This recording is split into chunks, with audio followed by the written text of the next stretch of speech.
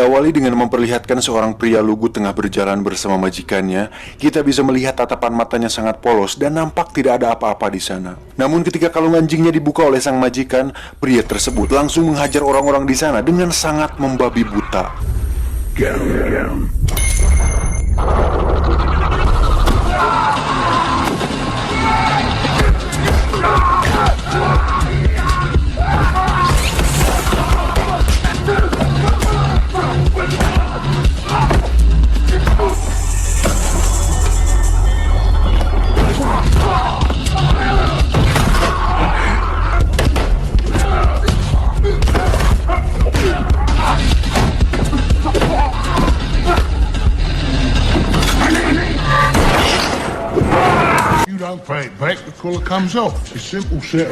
Pria ini bernama Denny, yang merupakan seorang tukang pukul dari seorang rentenir. Saat kalungnya kembali dipasang, seketika Denny kembali menjadi pria lugu dengan tatapan polos dan cenderung nampak seperti seorang yang memiliki keterbelakangan mental.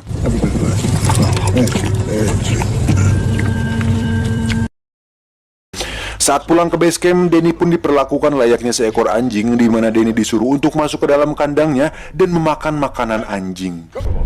Danny, come on. Selesai makan, Denny pun memukul samsak miliknya yang sudah sangat usang, hingga saat Denny memukulnya terlalu keras, samsak tersebut pun robek. Satu-satunya benda yang berharga yang dimiliki Denny adalah sebuah boneka dan buku gambar anak-anak yang selalu dilihatnya sebelum tidur. Dan Denny memiliki ketertarikan kuat terhadap sebuah piano, yang mana itu akan berhubungan dengan masa lalunya yang akan terungkap nanti. Singkat cerita, malam pun tiba. Ketika si bos dan anak buah sedang pesta bersama wanita pengencrot, Denny pun memerhatikannya dari bawah hingga membuat si wanita ketakutan.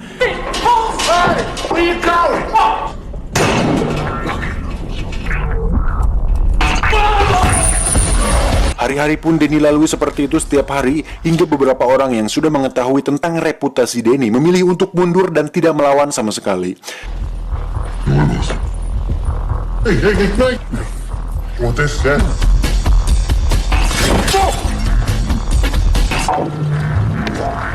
Sampai di sebuah tempat lelang perhiasan, di sana terlihat ada sang pemilik tempat di sana, di mana dia sudah mengetahui tentang bagaimana cara kerja si bos dan Denny, yaitu jika kalungnya tidak dilepas, maka Denny tidak akan bereaksi. Di situ si bos juga mengatakan bahwa untuk menciptakan binatang buas, maka didiklah seseorang dari kecil dan perlakukanlah orang itu layaknya binatang. Dan itulah yang membuat Denny bisa sampai sekarang ini. Hingga saat si pemilik menahan semua orang, Denny pun hanya bisa menyaksikan bosnya dan anak buah teriak tanpa bereaksi apapun. Hal ini cukup masuk akal karena Denny dididik untuk tidak memiliki emosi dan rasa kasih sayang, yang membuatnya terbiasa untuk berkelahi saat kalungnya dibuka.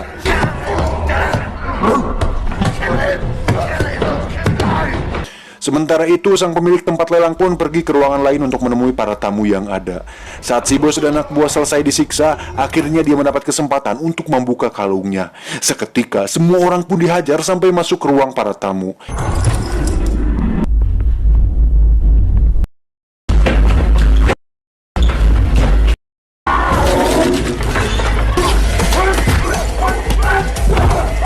Yang menarik adalah salah satu tamu yang merupakan pemilik tempat gelut ilegal pun memperhatikan Denny dan melihat potensi pada dirinya.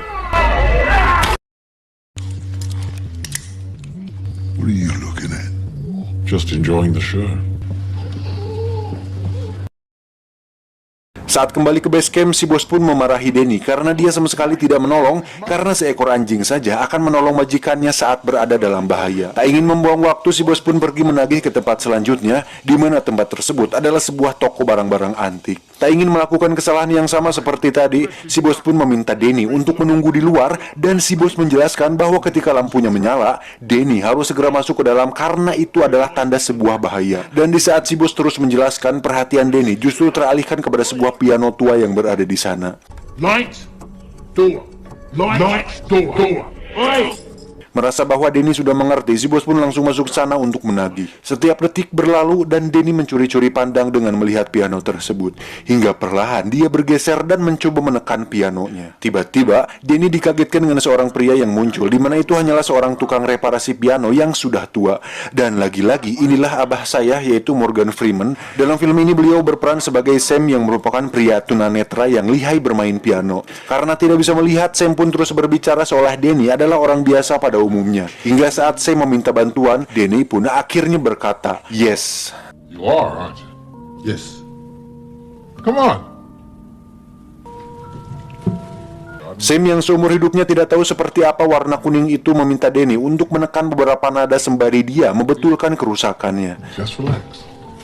A little harder. Press.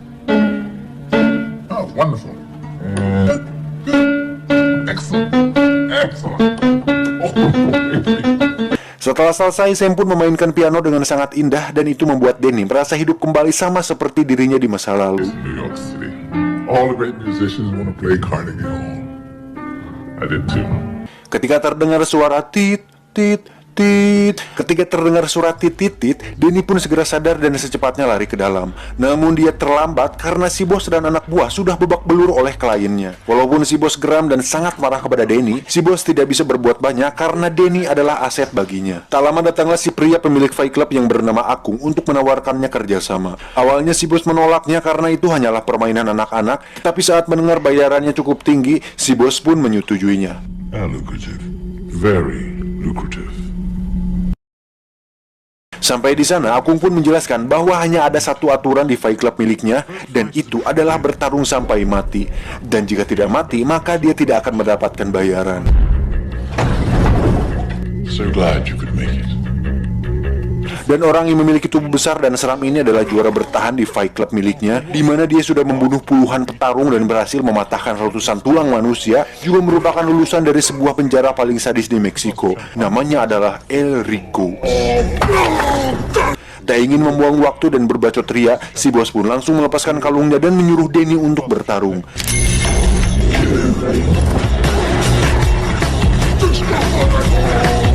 Dan yang mengejutkan adalah sang juara yang bertahan yang sudah membunuh puluhan petarung pun harus mati oleh 3 pukulan biasa yang dilayangkan oleh Denny. Dan permainan pun selesai. Dengan banyak uang yang didapatkannya, si bos pun terlihat sangat senang dan menawarkan Denny sesuatu yang diinginkannya.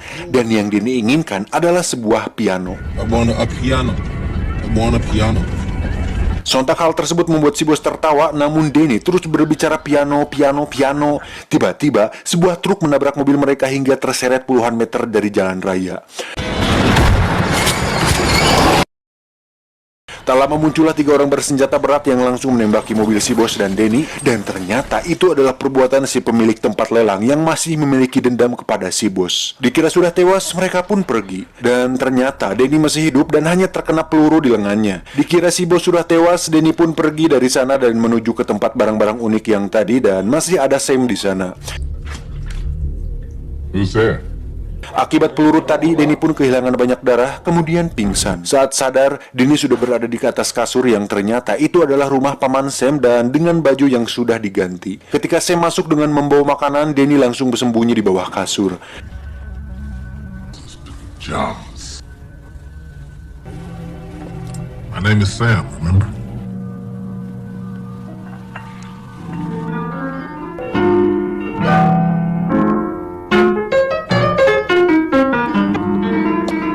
Tak lama datanglah anak tiri dari Sam yang bernama Victoria, dan saat Sam melihatnya dia langsung menutup pintu. Hi. Does he like to read? Does he like to write? Does he like to draw? He likes music. Cool. Mengetahui Denny suka musik, Victoria pun masuk ke kamar dan memberikannya sebuah piano kecil untuk Denny. See? My name's Victoria. Hingga saat mereka akan makan malam, Denny pun akhirnya keluar dan memutuskan untuk beradaptasi dengan rumah barunya.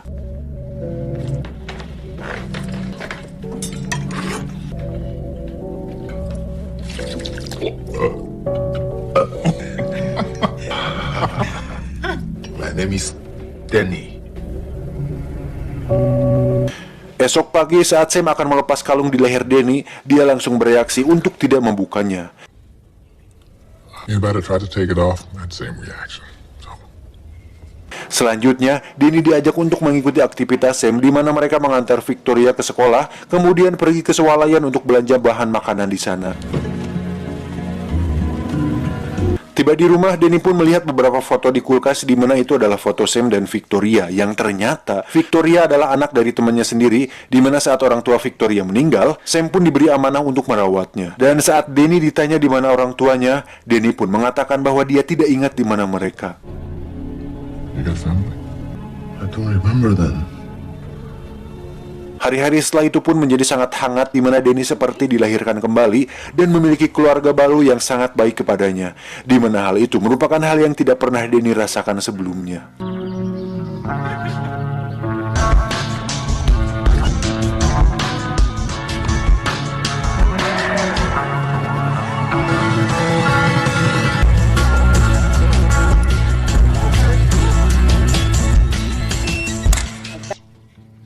Belongs there.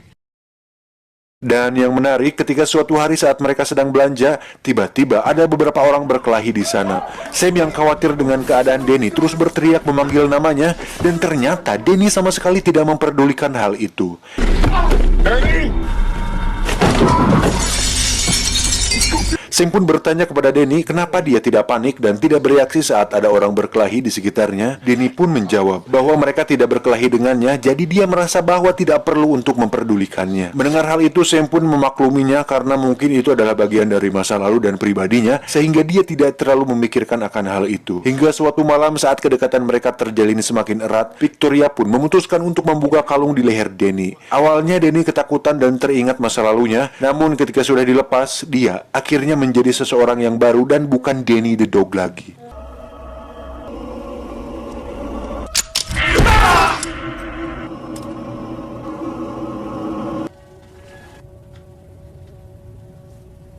Esoknya, Danny diajak oleh Sam untuk pergi bekerja bersama Sam, di mana mereka berdua menjadi partner yang sangat cukup baik, dan Danny mendapat bagian dari hasil kerjanya itu. Danny bertanya, untuk apa uang itu? Sam pun mengatakan, terserah kau Danny, itu uangmu. Mau beli kondom, tisu, dan berbagai alat pencernaan lainnya, anjing. Untuk itu, Danny pun pergi sendirian ke sebuah toko dan membeli beberapa topi yang unyu-unyu untuk diberikan kepada Victoria dan Sam. Hingga saat dia akan pulang, tiba-tiba dia tak sengaja bertemu dengan salah satu anak buah dari si bos. Dia pun mengatakan bahwa si bos ternyata masih hidup dan sedang mencari Danny kemana-mana. Danny pun mengatakan bahwa dia tidak akan kembali karena sudah memiliki keluarga yang baru, namun dia mengancam akan mendatangi keluarga barunya itu jika Danny tidak kembali. Whoa, whoa, whoa, whoa, whoa. You got a new family as well? Would you like that? Wouldn't be too hard to find, what with you shopping here and all. Tiba di markas, si bos pun terlihat sangat senang dengan kembalinya Danny dan ingin agar Danny kembali bersamanya. Tapi sebelum itu, Danny pun mempunyai satu pertanyaan, yaitu di mana ibunya. Question. Did you know my mom? I found you in the street. That was our first collaboration. Don't dwell on the past. Look to the future. Pada akhirnya Danny kembali menjadi binatang buas, di mana si bos mengajak Danny kembali bertarung di tempat Fight Club waktu itu. Saat pertarungan akan dimulai, Danny terus mengatakan bahwa dia tidak ingin menyakiti orang lain lagi. Gentlemen, to the death. I don't want to hurt people anymore. Excuse me? Not anymore. Anything wrong, gentlemen? Kesal akan hal itu, si bos pun mendorong Danny ke arena hingga dia terpaksa harus bertarung dengan petarung di sana. Dead.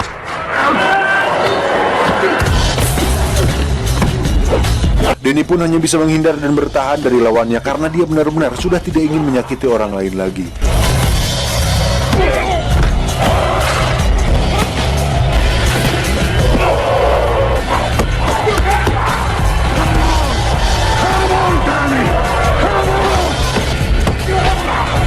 Melihat hal itu, si bos pun melemparkan sebuah senjata agar Danny bisa melawan. Namun, dia tetap bertahan. Tak ingin permainan terus monoton, si pemilik Fight Club itu pun memutuskan untuk menurunkan 3 petarungnya, sehingga sekarang Danny harus melawan 4 petarung sendirian.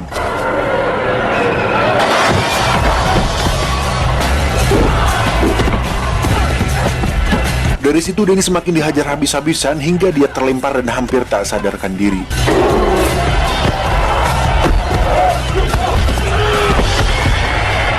Menyadari situasi ini, akhirnya Denny memutuskan untuk melawan dan here we go, Denny is come back.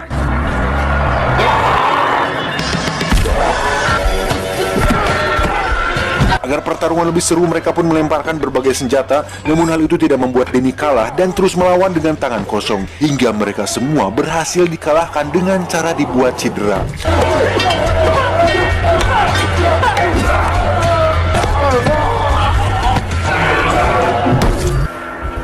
Dan kita masih ingat dengan peraturannya bahwa jika tidak ada yang mati, maka si bos tidak akan mendapatkan uang sepeser pun, sehingga si bos nekat membunuhnya sendiri dengan pistolnya.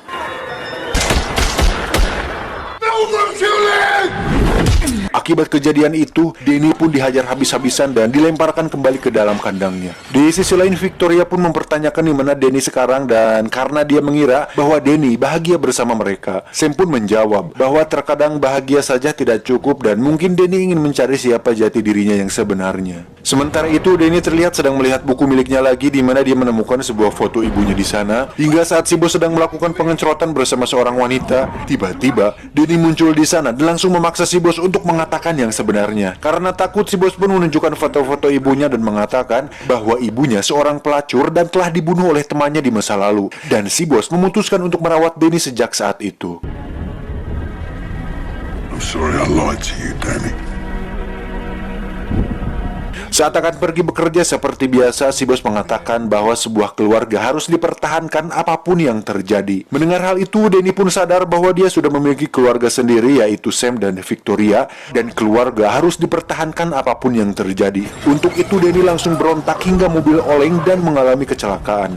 Dengan cepat, Denny pergi kembali ke rumah Sam di mana mereka sudah menunggunya di sana. Dengan foto yang dibawa Denny, Victoria pun mencari clue tentang ibunya Denny yang ternyata adalah seorang pemain piano, dan ada beberapa foto murid di sana dengan jendela yang sangat besar. Hingga saya menyimpulkan bahwa mungkin saja ibu Denny adalah seorang guru piano di sebuah akademi. Untuk itu mereka pun pergi ke sana dan mencari arsip tentang seorang wanita Asia yang pernah mengajar di sana. Sad, really? Ah.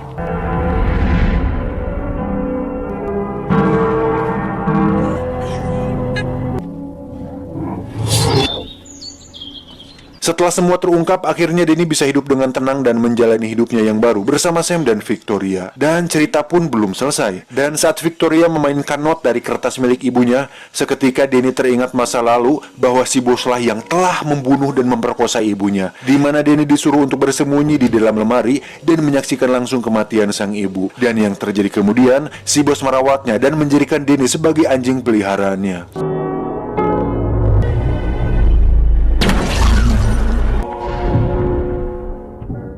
Setelah semua terungkap, Denny pun langsung mengajak mereka berkemas untuk pergi dari sana karena bisa dipastikan mereka sudah tidak aman lagi berada di sana. Namun mereka terlambat karena si bos membawa beberapa pasukan dan seorang ahli bela diri yang sudah menunggunya di mobil. Menyadari hal itu, Denny menyuruh Sam dan Victoria bersembunyi di dalam lemari. Denny sendiri langsung menghampiri mereka dan pertarungan pun tak terelakkan. Dan walaupun beberapa orang menggunakan senjata, Denny tetap menang dan berhasil menjatuhkan salah satu pasukan si bos tepat di samping mobilnya. Menyadari bahwa Denny tidak mudah untuk ditangkap, si bos pun menurunkan sang ahli bela diri untuk menangkapnya langsung. Sementara itu, Denny terlihat sedang dikejar di atas gedung hingga saat tidak ada jalan lain, Denny pun memutuskan untuk masuk ke dalam sebuah gedung tersebut. Tak diduga tiba-tiba muncullah sang ahli bela diri yang langsung menebasnya, namun beruntung bedog atau golok saktinya itu hanya menebas sebagian rambut dari Denny. Dari sini terjadilah pertarungan sengit hingga akhirnya Denny berhasil terlempar keluar dan menyangsang di sebuah kabel kemudian masuk ke apartemen seorang wanita yang sedang mandi junub. Tak mudah menyerah, si ahli bela diri pun langsung menyerangnya dan terjadilah pertarungan di tempat sempit yang membuat temboknya rusak terkena pukulan dari mereka berdua.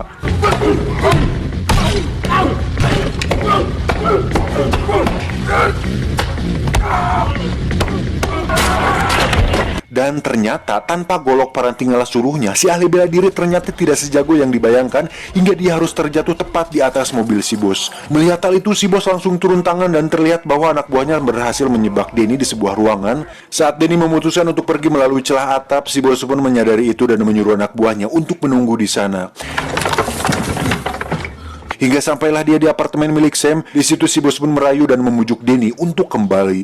Dan saat si bos akan memasang kembali kalungnya, Danny menahannya dan mengatakan, "Sorry anjing, gue udah punya keluarga baru."